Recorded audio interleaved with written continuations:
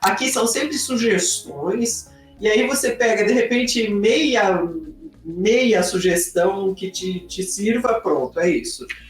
Né? Cada um é cada um e não tem receita certa. Certamente não para roteiro. Porque a gente tem todo tipo de escritor, tá, gente? Então eu vou falar de algumas coisinhas que eu achei interessantes sobre roteiro. Vou vir com algumas dicas do nosso amigo Brandon Sanderson, de novo, que eu acho esse cara muito prático e muito generoso em repartir as coisas que funcionam para ele.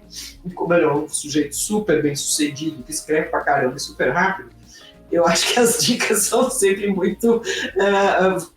são válidas, né? Você pode pegar ou não, mas são válidas. Primeiro, deixa eu dizer assim, o geral de um roteiro, né? Uma história, você tem vários jeitos de entender como é que funciona uma história, né? Mas, de modo geral, entende-se que uma história pode ser dividida nas seguintes partes.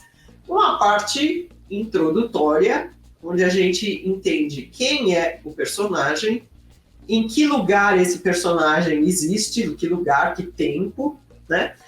E um prenúncio do tipo de problema que esse personagem vai ter. Esse prenúncio pode se dar por algo que o personagem queira. Então, na introdução, a gente tem essas ideias. Quem é, ou quem são, né? Onde estão, em que tempo, em que condições, e o que é que esses personagens, ou esse personagem quer. A segunda parte da história, se a gente for imaginar em algumas partes bem estruturais, né? As coisas começam a acontecer. Pode ser aquele incidente que joga o personagem no mundo, pode ser qualquer coisa, né? Morre alguém, ganha na loteria, é roubado, é aquele incidente que quebra a rotina, quebra aquela situação inicial. Então o personagem estava lá em X lugar e acontece alguma coisa para arrancar ou impulsionar o personagem para fora daquilo lá. Nessa parte, que costuma ser o grosso da história, as coisas começam a acontecer. Não só é um incidente que lança a pessoa para outro lugar, mas as coisas começam a acontecer. Sempre lembrando, né, crianças, é interessante que as coisas aconteçam em curva crescente, desastreiras em ordem crescente, certo? Porque isso mantém o interesse. Muito bem, então aí vai acontecendo a ação, vai se desenvolvendo até se chegar num clímax que vai dar certo ou não vai dar certo? O protagonista vai conseguir o dinheiro que precisava para comprar a casa? O protagonista vai conseguir se sair da selva vivo? Etc. O protagonista vai conseguir salvar o império dos malévolos? Né? Escolha aqui o clímax da sua história. Então, chega-se a um clímax, uma situação limite em que o protagonista ou a protagonista é levado a usar tudo que tem, tudo que sabe, o que não sabe. Chega-se a uma resolução, a um clímax, pode ser bom ou pode ser ruim, pode virar tudo um desastre, pode dar certo. Aí a gente tem uma diminuição da ação, em geral, nas histórias, nos romances atuais. Isso não é muito longo, né? Então vai explicando, aí depois disso aconteceu tal, aí ele voltou para casa, aí ela conseguiu entrar na universidade, aí não sei o que, quer dizer, vai diminuindo até ter um final. O final é o personagem termina onde, em geral a gente sabe, aquele personagem que começou termina onde, e de que a gente tem uma ideia de que forma aquilo que ele ou ela queria no início foi atendido ou não. Né? Então a gente tem uma resolução. Então isso é o básico do básico de se construir uma história. Para uma história funcionar, é preciso que o personagem seja bem construído, o leitor consiga entender quem é o personagem, consiga entender o que o personagem quer, e os conflitos que vão se apresentando sejam interessantes em ordem crescente e contribuam para revelar o personagem. Isso é a essência de se contar uma história. Então, Um personagem quer algo, é difícil, o personagem vai tentar correr atrás daquilo que ele quer, as coisas acontecem e aí o personagem consegue ou não consegue.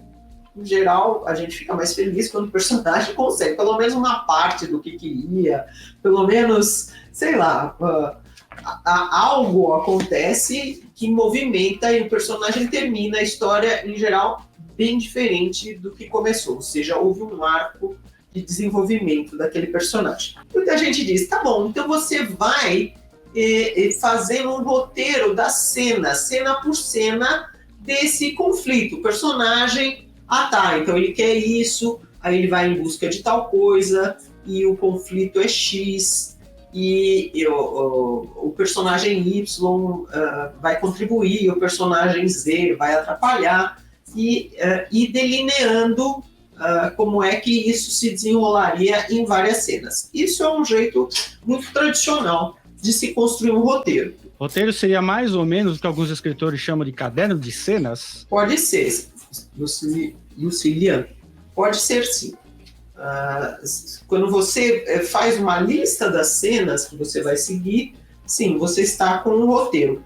Ainda que você deva ter uma ideia de como organizar, não é tudo igual, né? Você deve ter uma ideia. Essa cena aqui serve para introduzir, essa cena aqui serve para desenvolver o conflito, essa cena aqui serve para X, para isso. Você tem uma ideia, né? Mas sim, mais ou menos isso. E a Mari Araújo, faço o roteiro e geralmente me perco nele lá no final.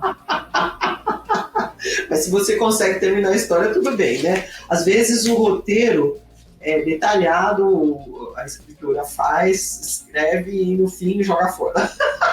Tudo bem. Talia Croft, gosto muito de fazer roteiro bem definido da história, procuro não colocar nenhuma cena inútil para não fazer o leitor perder o interesse. Muito bom. Aliás, muito sábio. Uma das coisas que é preciso que a pessoa sinta, que para gostar da leitura, ela sinta que toda cena serve para avançar a história. Então, muito bom não se perder em coisas inúteis. Muito bom. Mas aí, crianças, o que eu estava ouvindo e que eu pensei em trazer para vocês? Estava ouvindo o Brandon Sanderson comentando como é que ele faz roteiro. E aí ele leva em consideração algumas coisas que eu achei muito interessante comentar. O que ele leva em consideração? Primeiro, que é interessante você definir, antes de começar a escrever, qual é a promessa da sua história. A promessa é uma ideia dele que a gente até sabe, sente um pouco o que é, mas é uma ideia meio complicadinha, né? Que é assim, o que a história oferece você logo de cara, oferece a você, leitor, logo de cara. Por exemplo, uma das coisas que a história oferece logo de cara é o tom dela. Então, isso é uma coisa legal de você decidir como escritor antes. Né? Você vai escrever uma comédia? Você vai escrever uma aventura? Você vai escrever uma história extremamente dramática? Qual é o tom? Ela é melosa? Ela é uma fantasia das nuvens? Qual é o tom dela? Então é interessante isso, porque aí você sentindo o que é isso aí é muito da sua sensibilidade, né? É você que vai criar isso. Então, você sabendo qual é o tom que você deseja para a sua história, é legal, porque aí você já começa desde o início a trabalhar dentro daquela esfera, né? Uma coisa romântica, fofa, vamos aprender a fazer chocolate na França, por exemplo, vai ser bastante diferente de, sei lá, uma história de sobrevivência na selva em que um pelotão militar precisa lutar com alienígenas. Só dando um exemplo, né? São coisas muito diferentes e o tom é extremamente importante. Faz parte do tom quem é o personagem e o que ele quer. Isso é o pontapé inicial para você desenvolver a história e também para você fazer com que o leitor se interesse.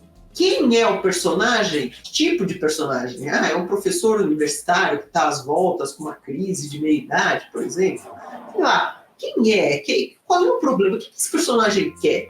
o personagem quer jogar tudo pro alto e mudar para Nova Zelândia. Você faz um tipo de promessa, né? Você dá isso logo no começo, você sabe, será que isso é a história de um cara que na crise da meia-idade muda de país? Será que é isso? Tal. Você faz a promessa no começo para o leitor saber que tipo de história está embarcando. Se você está escrevendo num gênero bem definido, é muito interessante você deixar claro, assim, para que lado você vai levar essa história. Então, sim, essa é uma história de fantasia, né? Então, você deixa claro para você, no seu roteiro, que você vai tratar questões de magia. Na promessa, a ideia de promessa é que tipo de história, que tipo de tom, que tipo de personagem eu vou dar a partida para eu curtir essa história, eu como escritor, e para eu enredar o leitor.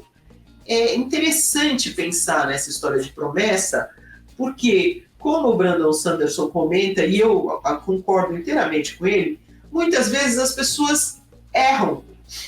Outro dia mesmo eu li uma obra que abria de um jeito super técnico, super seco, e depois era uma história toda melosa de uma família que tinha vários problemas, que ia passar por várias dificuldades e tal, mas realmente a abertura não tinha nada a ver com o desdobrar da história. É uma promessa péssima ali, porque estava em total desacordo com o que ia.